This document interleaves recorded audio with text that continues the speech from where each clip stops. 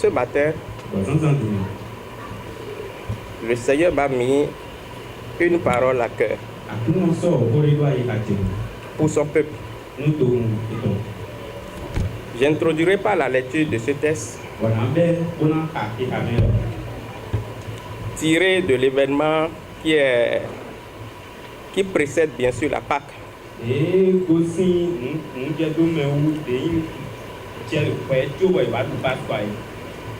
De l'arrivée de Jésus-Christ à Jérusalem. Alléluia. Ce que je voudrais que nous remarquions ici, que nous comprenions, c'est que nous faisions une similitude en cette venue de Jésus-Christ à Jérusalem et son retour aussi. Alléluia. Je suis dans Luc chapitre 19. Je vais lire à partir de versets 41 à 46. La Bible dit, comme il approchait de la ville, Jésus, en la voyant, pleura sur elle et dit, si toi aussi, au moins, en ce jour qui t'est donné, tu connaissais les choses qui appartiennent à ta père. Mais maintenant, elles sont cachées à tes yeux. Il viendra sur toi des jours où tes ennemis t'environneront. De tranchées, ils t'environneront de tranchées. T'enfermeront et te serreront de toutes parts. Ils te détruiront, toi et tes enfants au milieu de toi. Et ils ne laisseront pas en toi pierre sur pierre. Parce que tu n'as pas connu le temps où tu as été visité. Il entra dans le temple et il se mit à chasser ceux qui vendaient, leur disant, il est écrit, ma maison sera une maison de prière. Mais vous en avez fait une caverne de voleurs. Alléluia. Alléluia. Depuis la semaine, j'ai reçu des pensées de la part du Seigneur. Je me suis beaucoup battu, mais j'ai résolu de transmettre ces paroles fidèlement telles que je les reçues. Alléluia.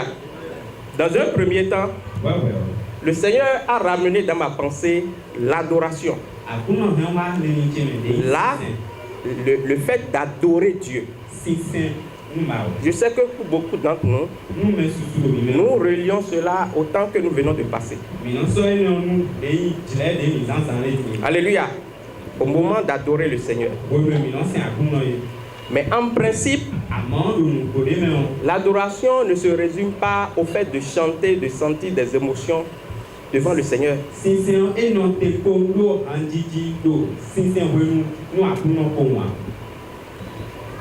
Non. L'adoration, si nous faisons recours à la Bible, et la toute première fois que cela a été prononcé, Abraham parlant à son serviteur, il dit, moi et l'enfant, nous irons sur la montagne pour adorer l'Éternel. Quand ils sont partis, ils ne sont pas partis chanter. N'est-ce pas? Il est parti pour faire quoi? Pour offrir un sacrifice, pour obéir à Dieu. L'adoration, c'est obéir à Dieu. Toutes les fois que nous obéissons à Dieu, nous l'adorons. Toutes les fois que nous désobéissons, nous ne l'adorons pas. Quelle que soit l'émotion que produit nos chants. Alléluia. Quelle que soit l'émotion que nous sentons, lorsque nous sommes dans la désobéissance, nous ne l'adorons pas. Et le Seigneur appelle son église ce matin à revenir à la vraie adoration, l'adoration sincère qui consiste à obéir à Dieu.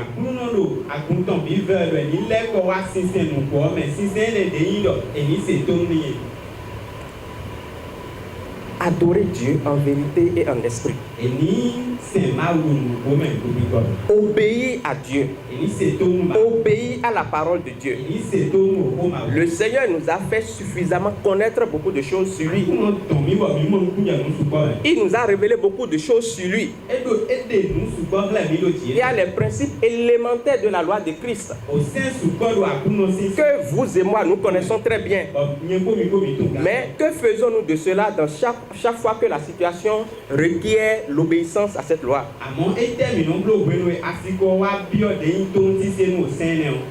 Alléluia. Plusieurs fois, jusqu'à tout à l'heure, j'ai senti le Seigneur pleurer sur l'église. Je vois le Seigneur pleurer sur l'église, disant que nous le blessons et que nous ne lui restons pas fidèles. Nous nous rassemblons, nous crions son nom, mais en principe, les actes que nous posons sont complètement opposés à ce qu'il nous demande. Un peu comme Jésus a pleuré sur Jérusalem ici. Que Jérusalem ne sait pas le temps où il a été visité. Je sens le Seigneur adresser la même parole à notre église ici. Nous jouissons d'un temps de grâce. Mais nous pensons que ce temps restera ainsi et indéfiniment. Nous pensons que le Seigneur va toujours rester silencieux et inactif par rapport à nos actes de désobéissance. Il ne restera pas indéfiniment ainsi. Parce qu'un temps viendra où la grâce prendra fin. Un temps viendra où il ne sera plus possible de revenir dans ce monde pour réparer quelque chose. Un temps viendra où nous n'aurons plus le temps pour pouvoir obéir au Seigneur. Mais nous aurons à rendre compte simplement de tout ce que nous aurons à faire. Alléluia. Le Seigneur m'a fait reparcourir tout ce qu'il a enduré pour nous. Les coups qu'il a pris pour nous. L'agonie qu'il a subie sur la croix pour nous. Tout à l'heure, nous avons chanté un chant. Tu me demandes pourquoi je le loue. Et nous avons chanté, nous avons dit qu'il y a un feu qui brûle en nous. Le Seigneur ne voit pas ce feu en train de brûler en nous, bien-aimés. Alléluia. Il ne voit pas ce feu brûler en nous. Je retournerai au texte que nous avons lu ce matin dans le livre de Corinthiens. Au chapitre 3. Le verset 1er, la Bible dit: si donc vous êtes ressuscité avec Christ, recherchez les choses d'en haut, où Christ est assis à la droite de Dieu. Affectionnez-vous aux choses d'en haut et non à celles qui sont sur la terre. Le Seigneur m'a fait voir que beaucoup s'affectionnent aux choses du monde. Alléluia. Beaucoup s'affectionnent aux choses du monde. Beaucoup courent dans le sens du monde. Beaucoup cherchent à être appréciés par le monde.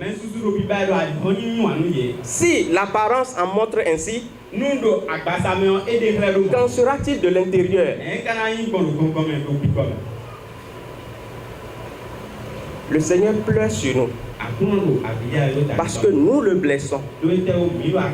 Parce que toutes les fois où nous faisons le contraire de ce qu'il a demandé, c'est un peu comme nous prenons encore la lance pour mettre ça dans sa côte. C'est un peu comme nous prenons encore les clous pour enfoncer ça dans sa main.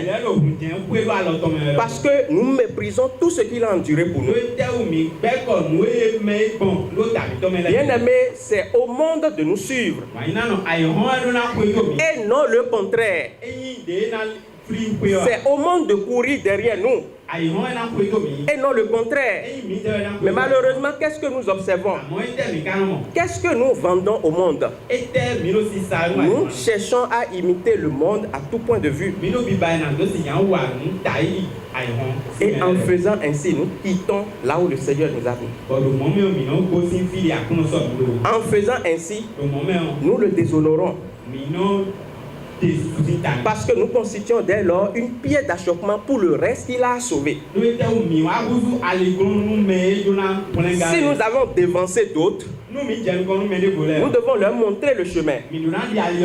Mais malheureusement, la plupart, nous confondons encore au monde. On se demande alors, est-ce que nous sommes vraiment ressuscités avec Christ? Celui qui est ressuscité, c'est celui qui est mort d'abord. Donc la question est de savoir, est-ce que nous sommes vraiment morts avec Christ? Bien-aimés,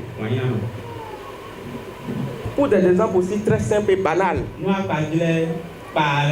vous savez, le monde c'est un esprit. Et c'est Satan qui pilote ça. Il se manifeste dans beaucoup de choses apparentes. Dans les manières de parler, dans les manières de raisonner, dans les manières de s'habiller, dans les manières de gérer les affaires. Le monde passe par tous les canaux possibles pour pouvoir faire quoi? Pour pouvoir vendre ses produits. Mais ce n'est pas étonnant de voir lorsqu'un modèle sort par exemple. Je sais, et j'en ai vu ce qui a été truqué, ce qui est à la mode actuellement. Pour simple exemple, c'est des habillements pour exposer le dos, surtout pour les femmes. Mais c'est dommage de voir des chrétiennes qui fait quoi? Qui portent ces mêmes styles d'habillement. J'ai dit un exemple simple sur l'apparence, sur ce que nous voyons. Voyez un chrétien pour qui Christ a souffert. Et Christ a demandé que chacun conserve son corps dans la pureté, dans la dignité. Mais il se permet d'exposer son corps. Pourquoi? Parce qu'il a vu quelque part les gens ont fait ça peut-être et ont posté. Qui le conduit en ce moment? Il est sur quel chemin? Il suit qui? Il suit le monde. Alléluia. Chaque acte que nous posons, et que cela n'est pas en accord avec la parole, ou même est posé sans réfléchir, sachez que nous sommes en train de désobéir déjà au Seigneur. Est-ce que cela cadre avec la pensée de Christ de l'habillement? Qu'on s'habille pour exposer son dos. Bien aimé, il faut que nous réfléchissions un peu. Quel est le temps que nous sommes en train de traverser? Ces choses n'étaient pas aussi répandues par le passé.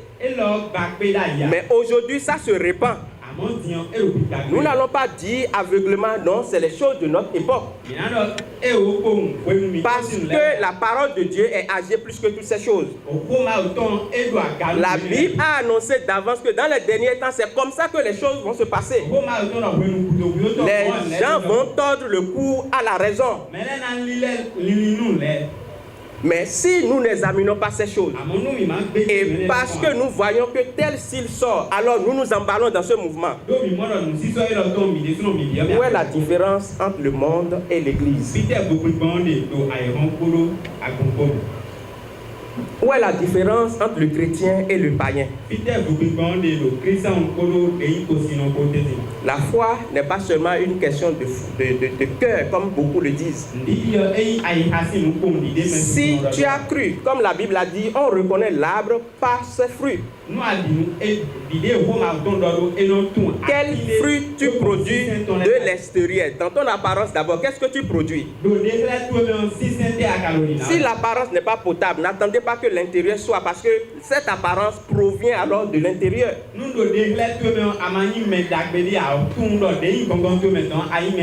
savons bien que tout ce que nous vivons sur dans ce monde physique résulte de ce qui s'était produit dans le monde spirituel. Et donc, tous ces désordres que l'on constate, tous ces dérèglements constatés dans l'église révèlent l'état de l'esprit de chacun. Ce n'est plus une question de suivre ta pensée. Si ta conscience ne te dit rien, alors fonce. La Bible n'a jamais enseigné ça. Parce que la conscience peut être corrompue. Si les consciences et les esprits sont corrompus, qu'est-ce que vous voulez que ça produise de bon? Donc, on ne peut pas suivre sa pensée, on ne peut pas suivre sa conscience aveuglément, non. Ce n'est pas chrétien. Nous devons suivre ce que la parole de Dieu a dit. Elle est au-delà de toute notre inspiration. Elle doit s'imposer à nos révélations. Elle doit s'imposer à nos manières de vivre. Parce que c'est avec elle que nous rendrons compte. Il dit, affectionnez-vous aux choses d'en haut et non à celles qui sont sur la terre. Les gens du monde font des statues pour séduire leurs partenaires.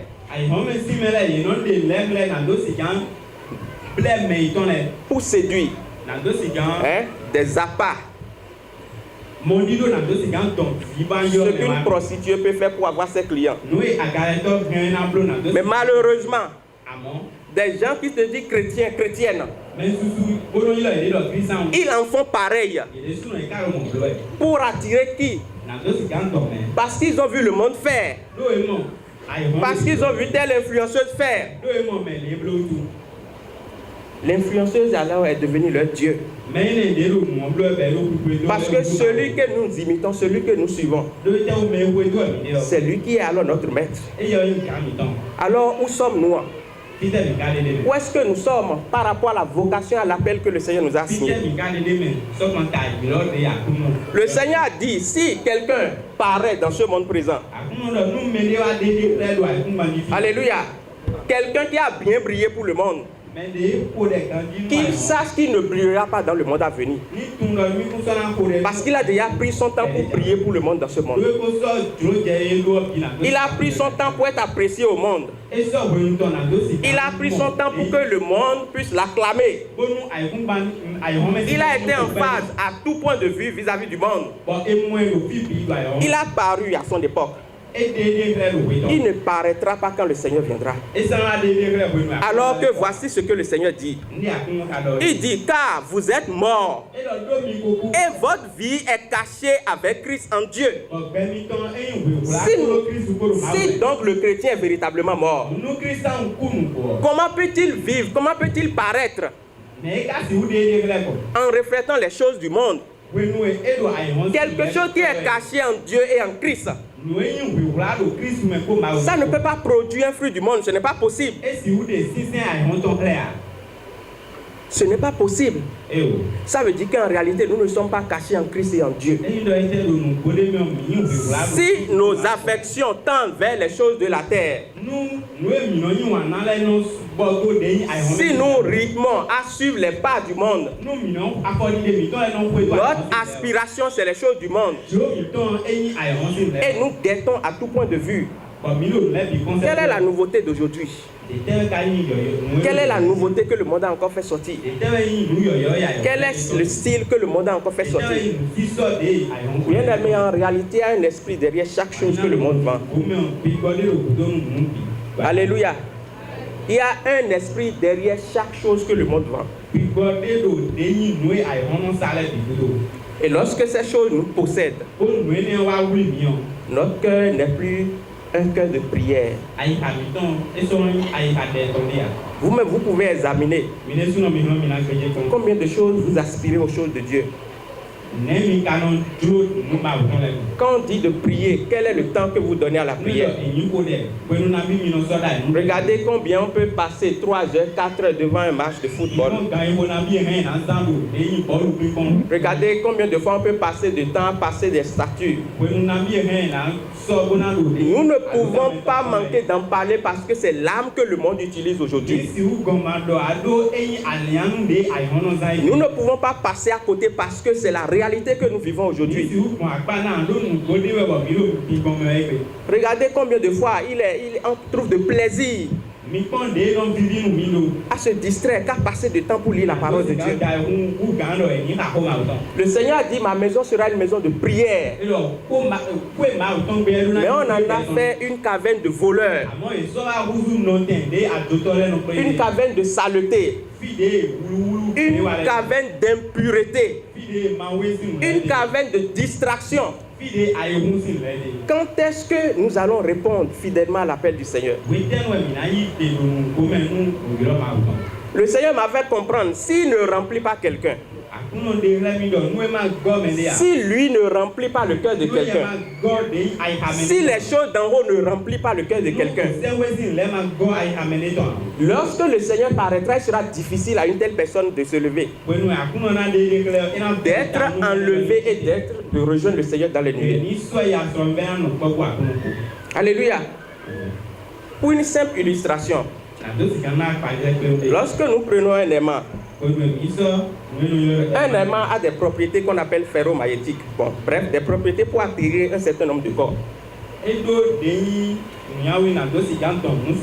Lorsqu'on prend l'aimant et on fait balancer l'aimant au voisinage d'un corps, si les propriétés qui permettent d'attirer ce corps-là n'est pas assez conséquente dans le corps, l'aimant va passer. L'aimant va passer, mais le corps ne peut pas se lever pour l'approcher. Vous le savez, quand je frotte juste un aimant auprès d'une pièce de 100 francs, la pièce fait quoi? La pièce saute pour s'attacher à l'aimant. Le Seigneur m'a fait comprendre que quelque chose va se passer à l'enlèvement. Si son répondant n'est pas suffisamment rempli, n'a pas suffisamment rempli le cœur de quelqu'un, n'a pas suffisamment rempli la vie de quelqu'un, lorsqu'il paraîtra, il sera difficile à une telle personne de faire quoi? D'entrer dans le mouvement d'enlèvement du Seigneur. Alléluia. Je ne sais pas si quelqu'un m'a compris ce matin. S'il ne nous remplit pas et que c'est le monde qui est en nous, le monde développe des propriétés opposées à les remplir. Lorsque Christ va paraître et il ne verra pas son répondant assez conséquent en nous, on ne saurait se lever parce que Christ ne viendra pas sur terre. La Bible dit qu'il va s'arrêter dans les nuées. Et en un clin d'œil, ceux-là qui sont prêts pour lui seront transformés et seront enlevés pour aller le rejoindre dans les nuées. Comment alors tu peux t'enlever si tu es lourd avec le monde? Si tu as su bien marcher avec le monde, si tu t'es bien laissé remplir et affectionner aux choses du monde, bien aimé, il faut que nous calculons et nous réfléchissons sur nos actions. Le Seigneur pleure sur l'église. Il pleure sur l'église parce que nous méprisons ce temps de grâce. Il pleure sur l'église parce que nous avons inversé le sens de ces principes. Il pleure sur l'église parce que nous méprisons tout ce qu'il a enduré pour nous. Tout ce qu'il a versé comme prix pour nous racheter. Tout ce que nous avons eu à faire ce matin, à commencer par l'exhortation du pasteur. J'étais resté silencieux lorsque le pasteur parlait. Lorsque nous avons chanté les chants de louange, nous avons beaucoup dansé.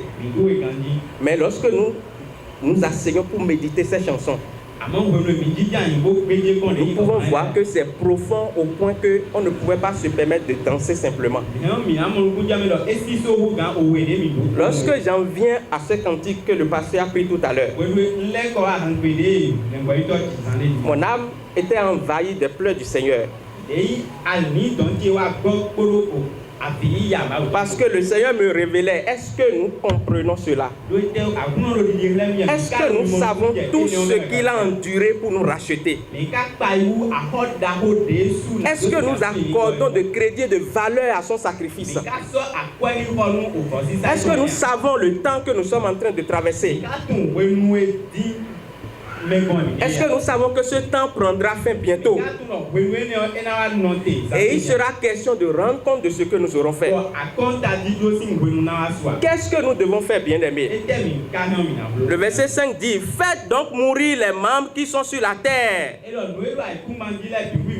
L'impudicité, l'impureté, les passions, les mauvais désirs et la cupidité, qui est une idolâtrie. Alléluia. Le temps ne me permet pas de développer chacun de ces thèmes. Mais je voudrais demander à chacun, une fois à la maison, de prendre un dictionnaire, de chercher le sens de chacun de ces mots.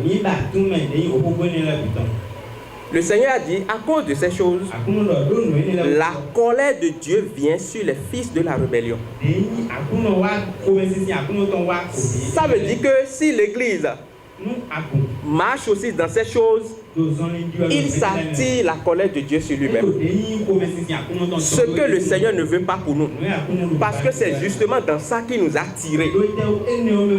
Pour nous mettre à part pour lui. Mais comment nous allons encore mépriser ce que le Seigneur a fait pour retourner à ces choses? Le Seigneur pleure. Il dit que nous le blessons. Il dit que nous ne lui sommes pas fidèles. Et qu'il est temps que nous revenions à lui. Parce que ce n'est pas le monde qui est notre Seigneur. Ce n'est pas les choses que les influenceurs et les influenceuses diffusent qui est notre modèle. Notre modèle est à Christ. C'est l'image que Christ nous a laissée à travers sa parole. Et c'est ce que nous devons suivre. C'est à ça que nous devons faire recours. Nous devons nous efforcer pour nous appliquer à cela. Nous devons faire tous nos efforts pour trouver l'affection dans les choses du Seigneur. Et pour finir, bien aimé, vous savez, c'est aussi simple de tomber amoureux de quelqu'un. Vous l'aurez constaté. Lorsque vous commencez par fréquenter quelqu'un, lorsque vous commencez par voir quelqu'un tout le temps, vous appréciez mieux ses qualités. Même ce que vous voyez de loin comme défaut, vous commencez par apprécier ça. Alléluia.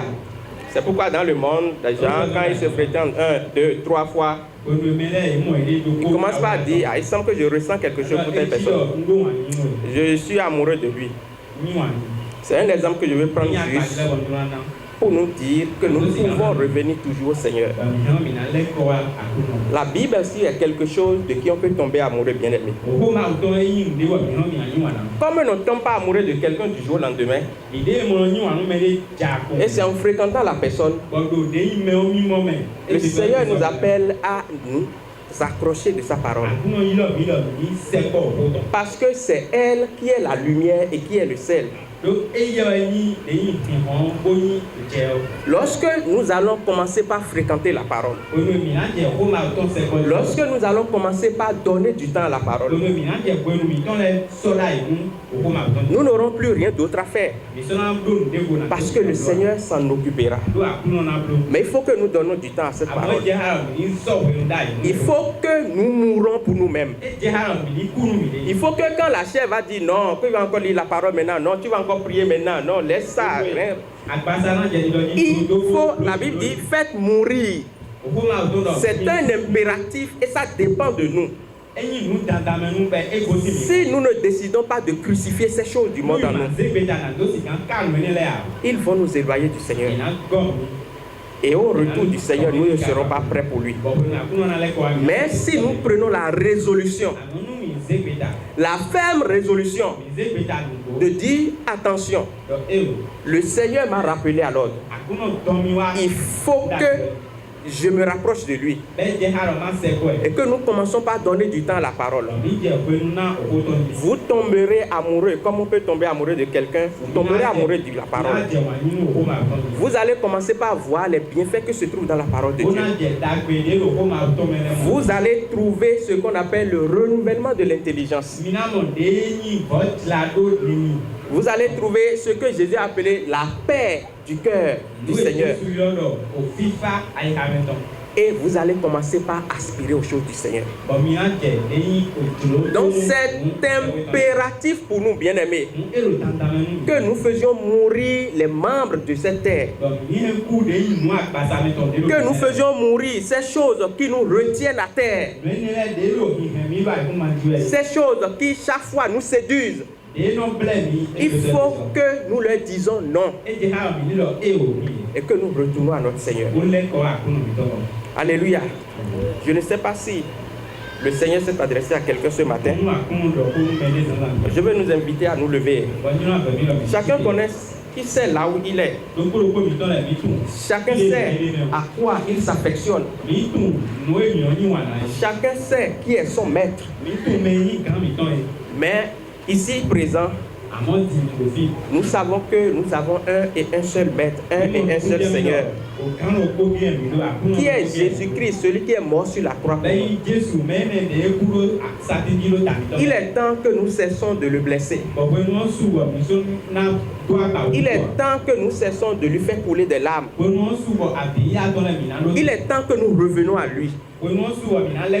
Il est temps que nous affectionnons à ces choses, aux choses qui sont auprès de lui.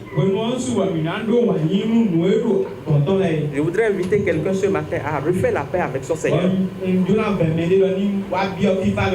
Je voudrais inviter quelqu'un ce matin à renouer son engagement avec le Seigneur. Le Seigneur a toujours ses bras tendus. Il a toujours son cœur ouvert. Et il frappe toujours à la porte de nos cœurs. Ce matin encore, il a encore frappé. Et il attend quelqu'un pour lui ouvrir sa porte de son cœur. Il attend pour que quelqu'un lui revienne. Comme le fils prodige, le Seigneur est toujours prêt pour nous accueillir. Le Seigneur est toujours prêt pour nous restaurer. Mais il faut que nous fassions ce demi-tour. Bien-aimé, si tu le fais, dis-le à ton maître, le Seigneur Jésus. Et il est prêt à t'accueillir. Il est prêt à te pardonner. Il est prêt à te débarrasser de ces choses. Il est prêt à faire de toi une maison de prière. Il est prêt à faire de toi une habitation en esprit, dans lequel lui, il prend plaisir à rester. Bien-aimé, parle avec ton Seigneur cœur à cœur.